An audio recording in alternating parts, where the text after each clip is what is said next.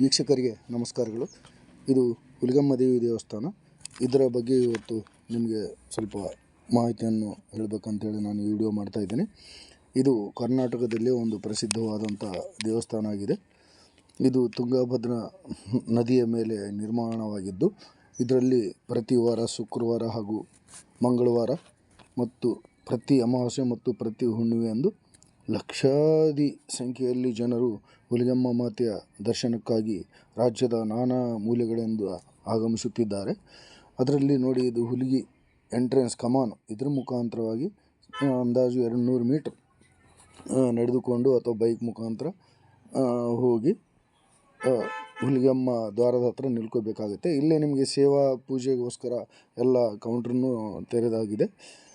ಮತ್ತು ಪ್ರವೇಶ ದ್ವಾರದ ನೋಡಿ ಇಲ್ಲಿ ಕಾಣ್ತಾ ಇದೆಯಲ್ಲ, ಇಲ್ಲೇ ಸೇವಾ ಕೌಂಟ್ರ್ ಇರುವಂಥದ್ದು. ಹಾಗೂ ಇಲ್ಲೇ ಒಂದು ಆಫೀಸ್ ಇದೆ, ಸರ್ಕಾರಿ ಆಫೀಸ್, ಈ ಗುಡಿಗೆ ಸಂಬಂಧಪಟ್ಟಂಗೆ. ಇಲ್ಲಿಂದ ನೀವು ಯಾವುದು ಸ್ಪೆಷಲ್ ದರ್ಶನ ಅಥವಾ ಯಾವುದೇ ಪೂಜೆ ಪುನಸ್ಕಾರಗಳಿರಲಿ, ಇಲ್ಲಿ ಟಿಕೆಟ್ ತೊಗೊಂಡು ಈ ಪ್ರವೇಶ ದ್ವಾರದ ಮುಖಾಂತರ ಒಳಗಡೆ ಹೋದರೆ ನಿಮಗೆ ಹುಲಿಗೆಮ್ಮ ದೇವಿ ಆವರಣದೊಳಗೆ ನೀವು ಕಾಲಿಟ್ಟಂಗೆ. ಈ ಆವರಣದಲ್ಲಿ ಹಲವಾರು ದೇವರುಗಳಿವೆ. ಹಾಗೂ ಇಲ್ಲಿ ನೋಡಿ, ಇದು ಹರಕೆ ಹೊರುವ ಒಂದು ಸ್ಥಳ ಆಗಿದೆ. ಇಲ್ಲಿ ತಮ್ಮ ಮನಸ್ಸಿನಲ್ಲಿ ಈ ದೇವಿಗೆ ಬೇಡ್ಕೊಳ್ತಾರೆ. ಯಾವುದಾದ್ರೂ ಹರಕೆ ಹೊತ್ಕೊಂಡು ಅದು ಯಶಸ್ವಿಯಾದರೆ ಪ್ರತಿ ವರ್ಷ ಬಂದು ಈ ದೇವಿಗೆ ಹರಕೆಯನ್ನು ತೀರಿಸಿ ಪೂಜೆ ಪುನಸ್ಕಾರ ಮಾಡಿ ಭಕ್ತಾದಿಗಳು ಹೋಗ್ತಾ ಇದ್ದಾರೆ. ಹಾಗಾಗಿ ಇದು ನಮ್ಮ ಕೊಪ್ಪಳ ಜಿಲ್ಲೆಯಲ್ಲಿನ ಪ್ರಸಿದ್ಧವಾದ ದೇವಸ್ಥಾನ ಈ ಹುಲಿಗಿ ಕ್ಷೇತ್ರ ಹುಲಿಗೆಮ್ಮ ದೇವಸ್ಥಾನ ಆಗಿದೆ. ಇದು ಬಹಳ ಸುಂದರವಾದ ಮನಮೋಹಕ ಮಂದಿರವಾಗಿದ್ದು, ಇದು ಬಹಳಷ್ಟು ಪ್ರವಾಸಿಗರನ್ನು ಸೆಳೆಯುತ್ತಿರುವ ಪ್ರವೇಶವಾಗಿದೆ. ಇಲ್ಲಿ ನೋಡಿ, ಹುಲಿಗೆಮ್ಮ ಮಾತೆಯ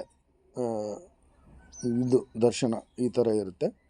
ಇದಾದಮೇಲೆ ನೀವು ಇದನ್ನು ಮುಕ್ಕೊಂಡು ನೀವು ನದಿ ದಡದ ಕಡೆ ಹೋಗ್ಬೋದು.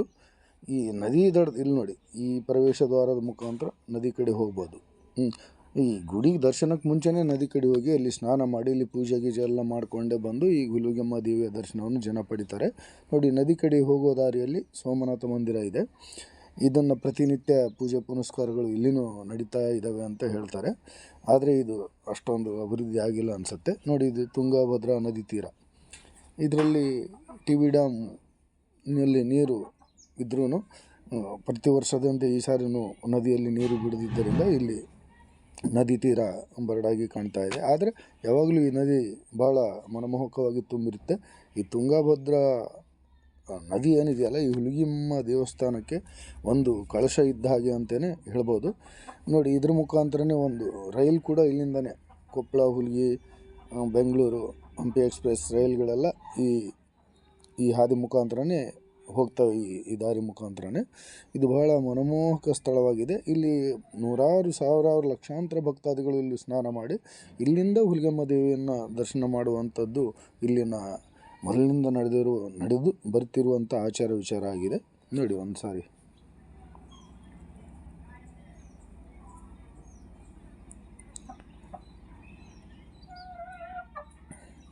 ಇದಾದಮೇಲೆ ಎಲ್ಲ ದರ್ಶನ ಮುಗಿದ ಮೇಲೆ ನಿಮಗೆ ಭಕ್ತಾದಿಗಳಿಗೆ ಅಮ್ಮನ ಪ್ರಸಾದ ವ್ಯವಸ್ಥೆ ಕೂಡ ಇಲ್ಲೇ ಆವರಣದಲ್ಲೇ, ಗುಡಿ ಹೊರಗಡೆ ಆವರಣದಲ್ಲೇ ಒಂದು ಆಲ್ರೆಡಿ ನೋಡಿ ದಾಸೋಹ ಭವನ ಅಂತೇಳಿ ಇರುತ್ತೆ.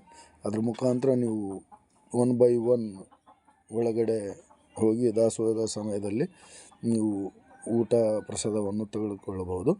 ದಯವಿಟ್ಟು ಭಕ್ತಾದಿಗಳು ಇದರ ಸದುಪಯೋಗವನ್ನು ಪಡಿಸ್ಕೊಳ್ಬೇಕು ಅಂತೇಳಿ ನಾನು ಭಕ್ತಾದಿಗಳಲ್ಲಿ ಕೇಳ್ಕೊಳ್ತಾ ಇದ್ದೀನಿ. ಯಾಕಂದರೆ ಹೊರಗಡೆನೇ ತಿಂಡಿ ತೀರ್ಥ ಮಾಡೋದಕ್ಕಿಂತ ಈ ಗುಡಿಯಲ್ಲಿರುವ ಪ್ರಸಾದವನ್ನು, ಅಮ್ಮನ ಆಶೀರ್ವಾದವನ್ನು ಪಡಿಬೇಕಂತೇಳಿ ನಾನು ಒಂದು ಮನವಿಯನ್ನು ಮಾಡ್ಕೊಳ್ತಾ ಇದ್ದೀನಿ. ನೋಡಿ ಯಾವ ಥರ ಇದೆ ಅನ್ನದಾಸೋಹದ.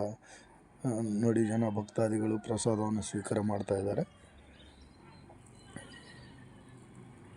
ಅದಾದಮೇಲೆ ನೀವು ಅಮ್ಮ ನಿಲಯದಲ್ಲಿ ವಸತಿಯನ್ನು ಪ್ರವಾಸಿಗರಾಗಿಯೇ ಇರುವಂಥ ಪ್ರವಾಸಿ ಮಂದಿರ.